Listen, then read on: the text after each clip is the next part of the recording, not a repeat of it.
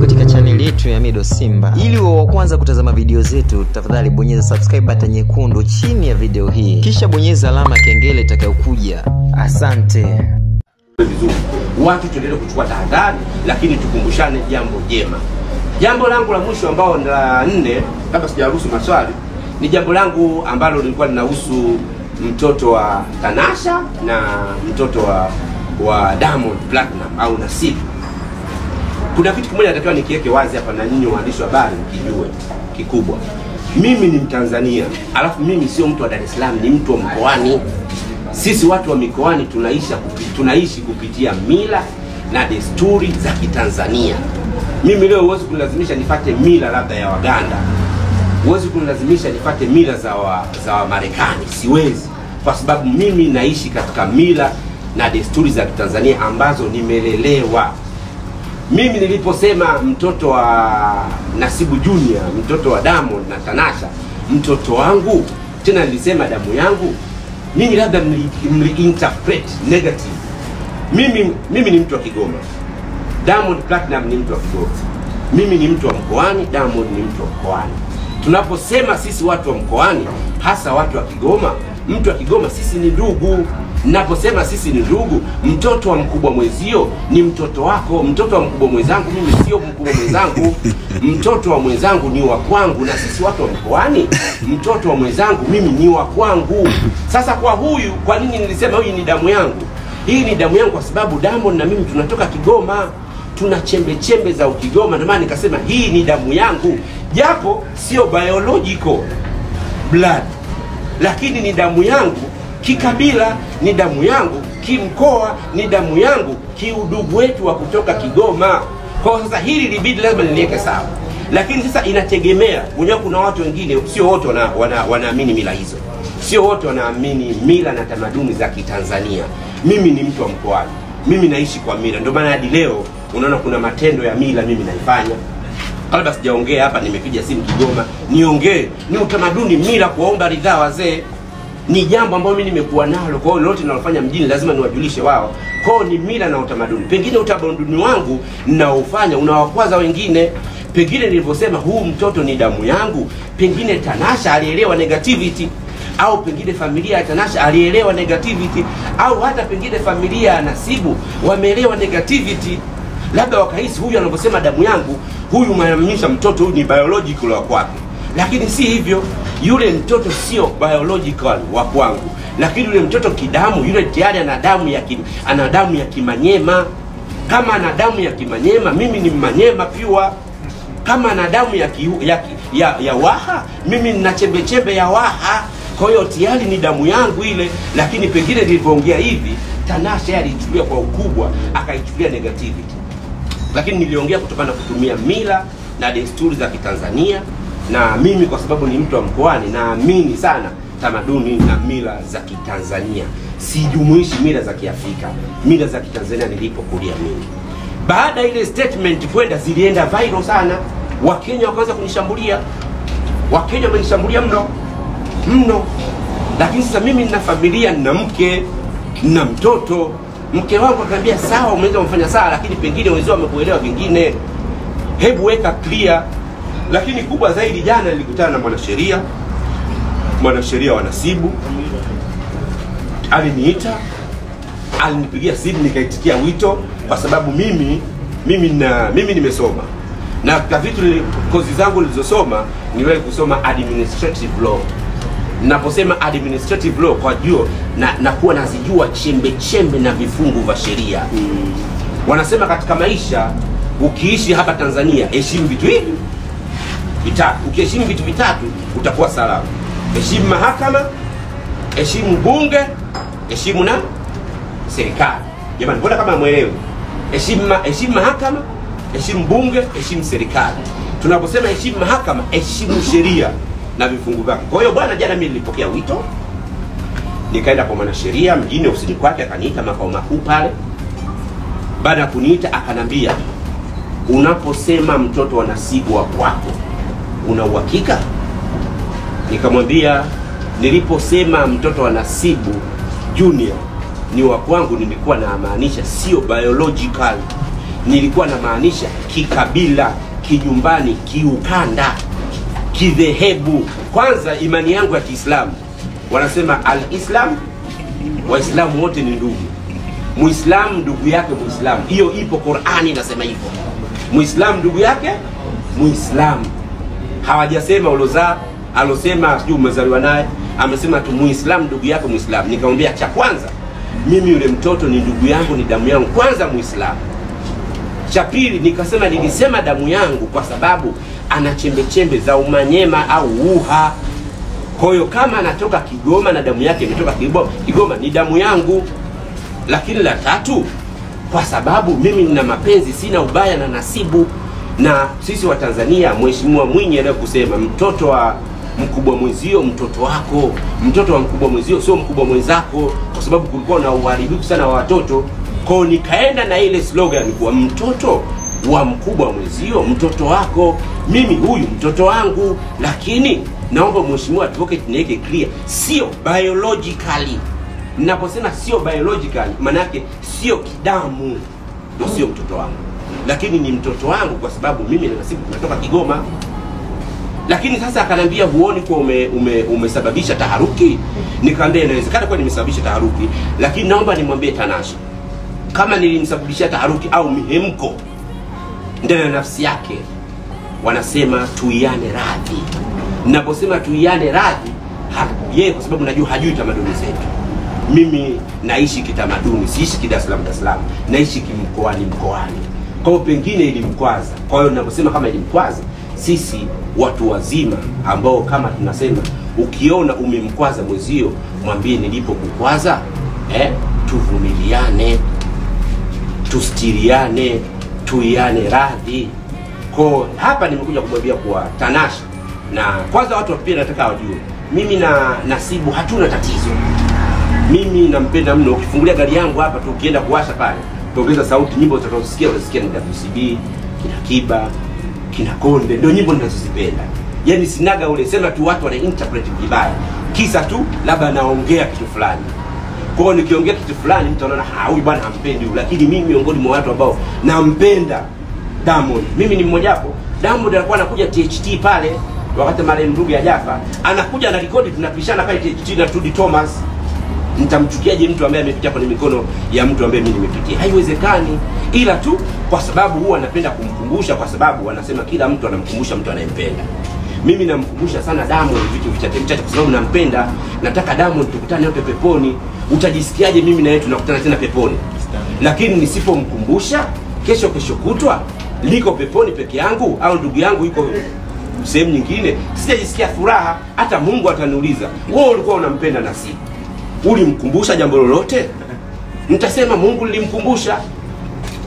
Kidogo nitakuwa nimeitoa lawama, lakini kikubwa niombe familia ya Nasibu, Diamond Platinum na mkewe. Dhana yangu ya kusema mtoto huyu damu yangu ilikuwa dhana ya kimila na kidesturi kwa sisi wa Tanzania. Lakini kama kwa upande wao dhana ile imekwenda ndivyo sivyo, ile dhana imepokelewa kiutofauti. Tuiane radhi sana. Na nitapenda kwa sababu mimi mila yangu naamini kuwa damu ya mtu wa Kigoma na dini yangu inaniaminisha kuwa ni kwangu.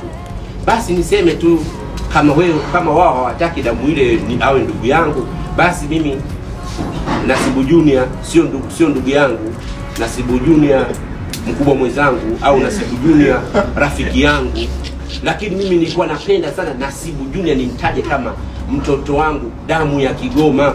Kama vile ninaposema Alikiba damu ya Kigoma, homeboy, au Diamond damu ya Kigoma, homeboy, huwa najimwamba fai kwa sababu sisi nishaye kumwambia Kaseja, sisi Kigoma damu zetu kali. Yule kumwambia Juma Kaseja hizo damu zetu kali bwana, tumetoa chombo. Juma Kaseja kazaa Morogoro, kuna mwanamke akamzalisha Morogoro. Nikamwambia yule mwanamke, damu yetu ile, damu kali. Yaani umetoa pua yangu kabisa. Kwa sababu gani? Damu sisi za watu wa Kigoma ni kali. Kwa mimi nimuombe Tanasha, najua Wakenya watakuwa wanaona hiki kitu sasa hivi tupo live. Kuna station nyingine hapa ziko live. Wakenya waniwie radhi. Nchi ya Kenya kupitia waziri wao husika, lakini pia kupitia wanahabari wa Kenya, lakini pia watu wanaharakati wa Kenya waniwie radhi. Mimi ni mtu wa mkoani, naishi kutokana na mila na desturi nilizolelewa nyumbani. Ile kusema cha ndugu yangu ninayetokana sehemu moja ni cha kwangu. Mimi nilikuwa nakaa natembea nasema gorofa la Diamond la kwangu. Niliwahi kumwambia mtu Morogoro nikutane ngambia gorofa la Diamond la kwangu. Kwa sababu gani? Linamilikiwa na Manyema, linamilikiwa na mtu kutoka Kigoma, chake changu. Kuna siku zimepita zile gari zake zile nyeupe na ile nyeusi tatu. Nikasema gari zangu zinatembea. Kwa sababu gani? Mimi nina mahaba mtu cha Kigoma, chake changu. Mbona nilijisema, kwa hiyo kumbe nilipokuwa nasema vile pia nilikosea. Na leo pia nafuta kauli zile gari ni za Nasibu, ila mimi kwa sababu ule ndugu yangu zile gari nasema za kwangu, ila leo nimefuta kauli zile gari sio za kwangu ni za Nasibu, ila kwa sababu mimi ni ndugu na Nasibu tunatoka Kigoma, ni marafiki, watu ambao hatuna matatizo, kitu cha rafiki yangu changu. Ndio maana niko nasema zipeleke service huku, zisipeleke service huku. Watu wakaanza kuniambia mbona Wajimwamba Fai magari sio ya kwako? Hawajaniona nayo. Lakini nilikuwa nasema ya kwangu kwa sababu ni ya mtu wa Kigoma. Kwa hiyo leo nimefuta pia kauli hiyo. Kwa hiyo ndugu yangu, wana familia wa Kenya kupitia Tanasha na watu wa familia wa hapa wa Nasibu, Diamond Platinum, Simba, naomba nikwambie kuwa yule mtoto wa kwako wa halali wa damu yako kabisa, ila mimi yule mtoto ni ndugu yangu. Mimi ni damu, nimechanga damu ile ya kikabila, ya kindugu na ya kidini. Kwa kama mtoto tukienda kwenye dini na kikabila, ile mtoto damu yetu sisi wote wa Manyema. Leo Dar es Salaam tukisema tufukuzwe, mimi na wewe tunapanda train tunarudi Kigoma. Na Kigoma unajua mji mdogo. Utaingia Mwandiga, utatokea Kazura Mimba, unatokea Muzebazeba, tumekutana. Kwa hiyo tukirudi leo mimi na wewe tunarudi kule, tutapambana.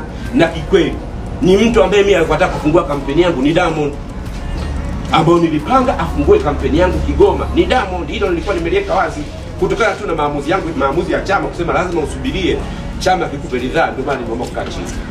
Kwa hiyo nichukue nafasi hii tena nimuombe radhi, lakini pia nimpongeze kwa performance juzi aliyofanya.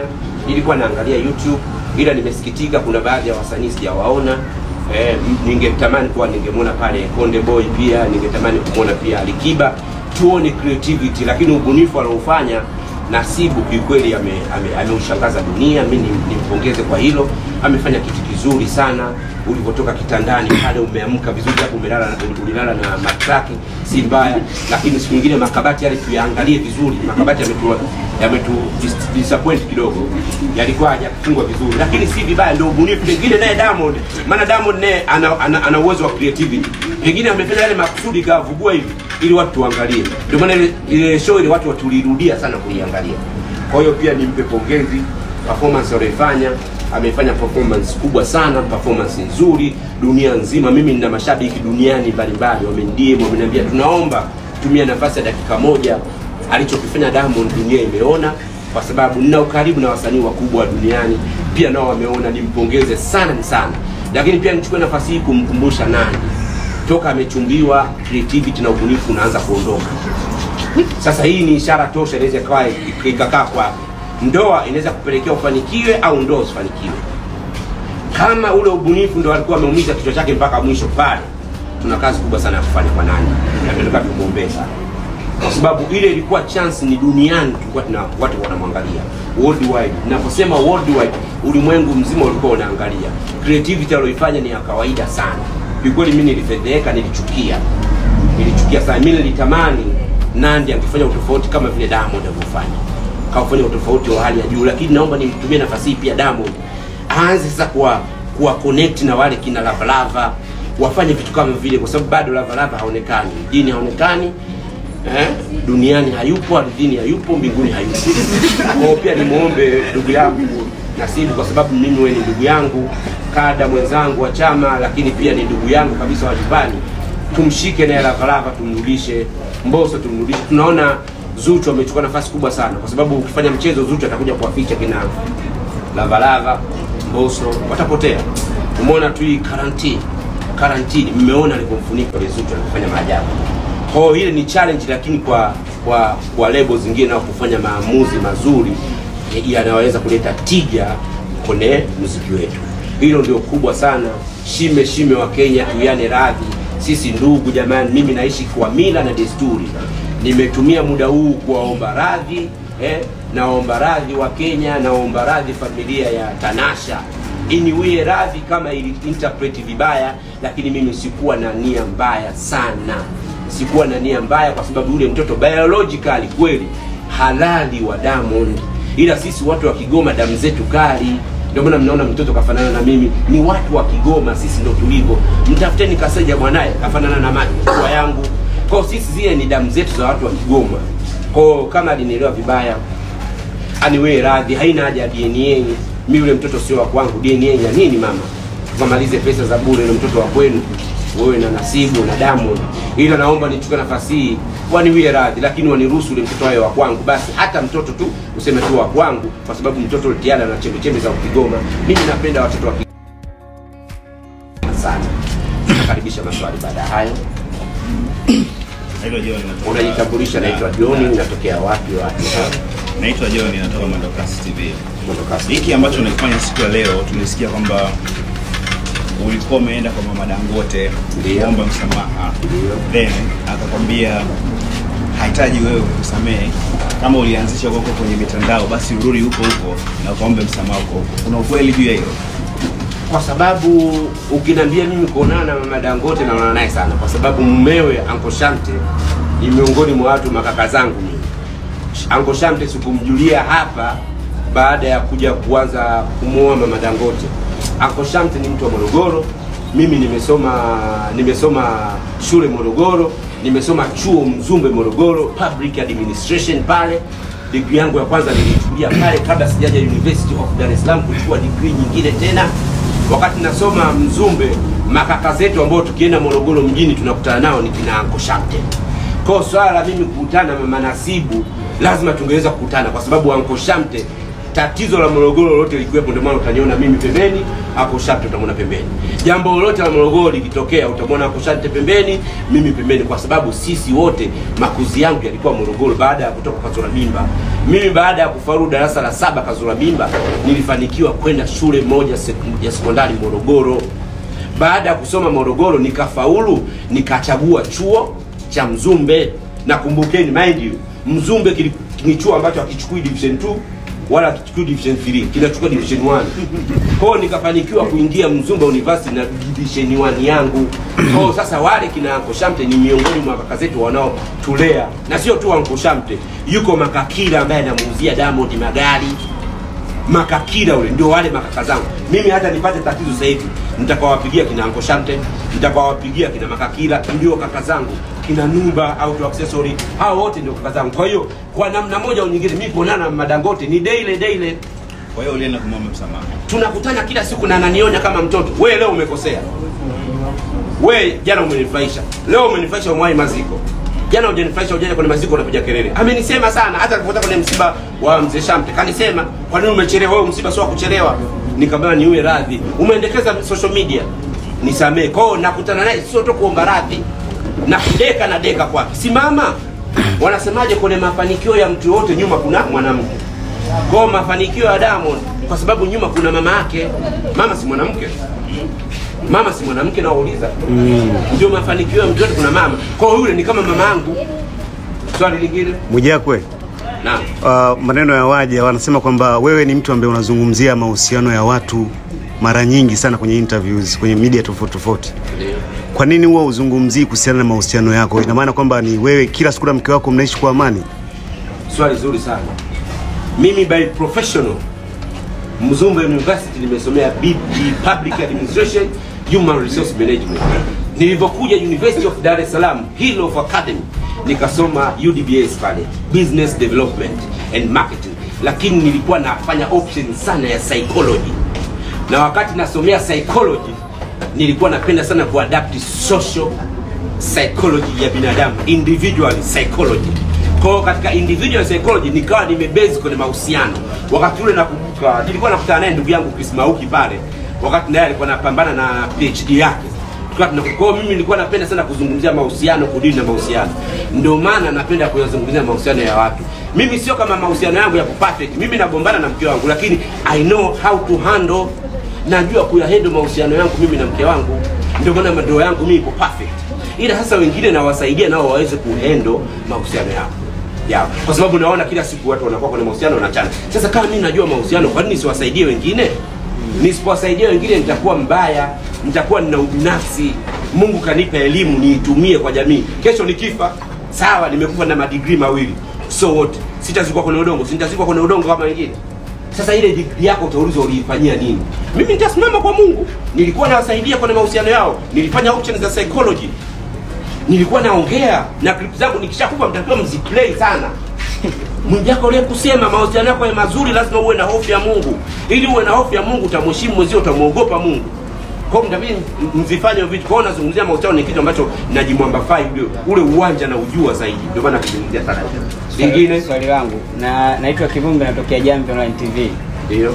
Inasemekana kwamba Mwijaku unatamani sana, au kwa maneno yote unayomtupiaga Nasibu, unatamani sana kupata kipindi Wasafi, na umeshafanya hizo juhudi, pengine zikagonga mwamba. Kuna ukweli wote? Mimi kwanza nachukia kuajiriwa. Kaa kujua hicho. Ndio maana toka marehemu Ruge, wakati namwambia naomba nifanye kazi kampuni fulani niombe, alichukua CV yangu akaichana. Akanambia be independent. Be independent. Jitegemee mwenyewe. Fanya mambo yako wewe mwenyewe. Unajua kufanya marketing, unajua creativity, unajua each and everything. Why can't you open your own agency? Wala usifungue kampuni yako wewe ndio uende kuuza matangazo EFM, uende kuuza matangazo Wasafi, uende kuuza matangazo Clouds, uende kuuza matangazo wapi. Lakini japo awali nilimwambia bado sina, wanasema ile experience, ndio maana nikafanya kazi marketing Clouds ili nipate experience. Na alhamdulillah nimeishi maisha ya marehemu Ruge, nimefungua agency yangu. Mimi agency yangu inauza matangazo Wasafi. Agency yangu inauza matangazo EFM. Agency yangu inauza matangazo kwenye media zote. Hadi wasanii na wapa connection. Kwa sababu gani? Ni agency yangu inafanya. Lakini ikija riski, sehemu naambia bwana tunataka mchango wako uendeleza. Mimi kwani sipendi kuwa kwenye historia? Hakuna binadamu asipenda kuwa kwenye historia. Leo wangapi walikuwa wanapenda kupitia mikononi kwa Ruge, hawajapata nafasi. Mimi najimwambafai nikirudi Kazura Mimba, nimepita mikononi mwa Ruge, nimeweka historia. Mimi nimeanzisha fursa, nimeweka historia. Mimi ndio chimbuko la fursa ambayo imeleta mafanikio Tanzania. Mimi ndio miongoni mwao mule. Najisikia fahari. Kwa hiyo kama inatokea nafasi, hata iwe wapi, napenda station ambayo inachipukia, sio kubwa, ili nikaweke mawazo yangu kile kitu kikubwa. Hata kesho nikapenda niseme I'm so proud of this. Kwa halina ukweli. Ikitokea nafasi nachukua, itokee riski. Ikitokea riski naenda. Kuna mtu anakataa pesa. Swali lingine, Mwijaku, ikitokea kimfano leo Tanasha amekataa kukusamehe, utafanyaje? Nitapiga magoti mpaka Kenya. Napiga magoti mpaka Kenya, na watu wangu wote wanaonifollow, wanaonipenda, tutapiga magoti tukaombe radhi kule Kenya. Kwa sababu huwezi kumlazimisha mtu aamini mila zako na desturi zako kisa tu unaziamini vingine yeye kaziamini vibaya. Hata sheria ikisema ulimsababishia damage ya moyo, unalipa fidia. Kwa lazima akikataa, lazima nipige magoti nende nikamwombe nani Kenya. Nitachukua ndugu zangu wachache ambao wapo na damu yangu, tunakatizia Kenya Mombasa na tunamwomba radhi tena kwa mara nyingine tena.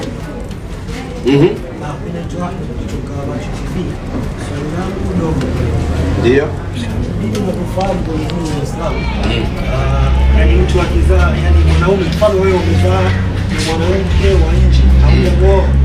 Yule mtoto automatically Kichukua maiki hapa hizo kwa maana za wao.